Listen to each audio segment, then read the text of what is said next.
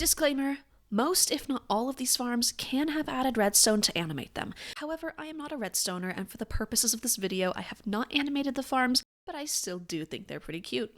Enjoy!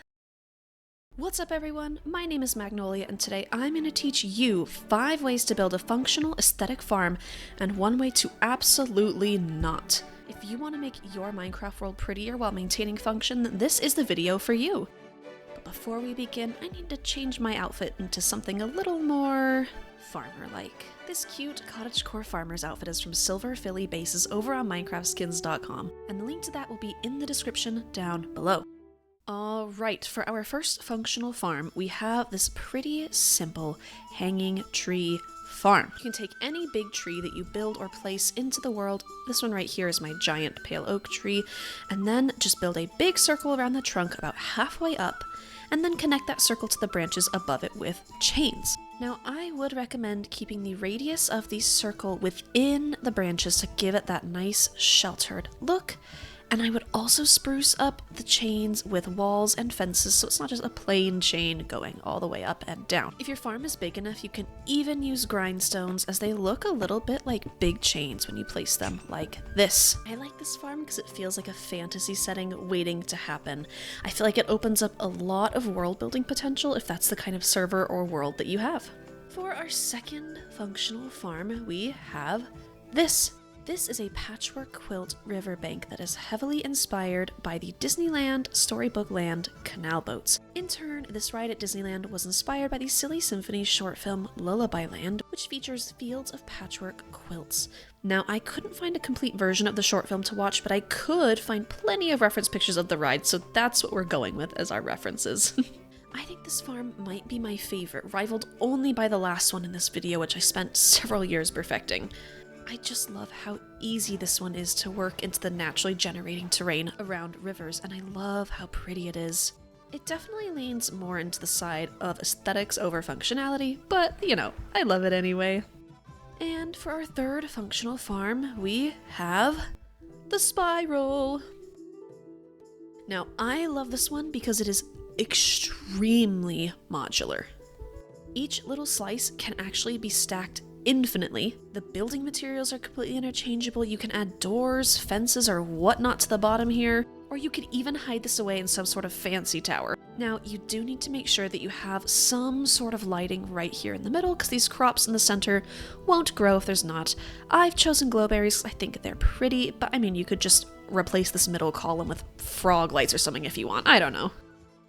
Now listen, we've been hearing a lot of positivity in this video, but building these cute and functional farms did not come without a failed experiment, and that is the castle build.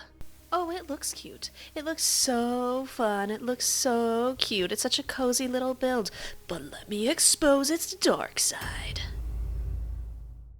I don't think that joke is gonna land. Every time you come down one of these ladders, boom, crops destroyed. And harvesting in these little tiny corridors is not that easy, especially when these torches are right here. I break them every time. And only being able to harvest a little bit of wheat at a time, except in this little bit, really frustrating. So if you are building an aesthetic farm that you want to be functional, not just cute, then you need to make sure it's still somewhat convenient and productive. And this castle is not either of those things. Now, this next farm here, this is a functional and productive farm. So we've all seen these cute little terrace builds here with, 10 wheat, 15 wheat, 25 wheat in each one. But what about a giant terrace farm that you can just build straight into the terrain? You simply build your cute little farmhouse on top of a hill, tutorial coming next week for that, and then you dig alternating water and crop layers all the way down the hill. I've opted to include little ponds here because I think that's cute. Now, this is very much based on the terraced rice farms of countries such as China, the Philippines, and Vietnam. Now, this one is super cute to customize. I opted to use mud here because I think it looks the most realistic to the direct references I was using, but you could use anything here to make this. You could use pink glazed terracotta. Does anyone use pink glazed terracotta for anything?